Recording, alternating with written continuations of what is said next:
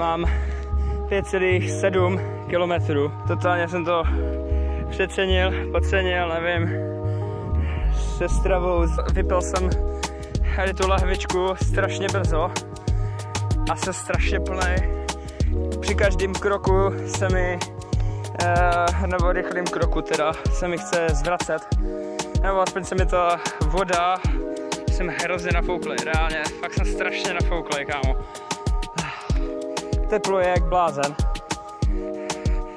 A ještě k tomu tak jsem si dal nakopávač, který mě to strašně brzdil. A celé tělo mě svědělo, takže zítra od znova a bez nakopávače musím tady tu vodu šetřit, protože teďka je vedro jak blázen a nemám žádnou vodu dom nebo na cestu zpátky. Furt mi to jede ten čas a na 5,7 kilometrů mám strašně málo, prostě, jak to mám říct, jsem strašně pomalej teď, ale věřím, že to prostě přijde a bude to good, to se zvládne.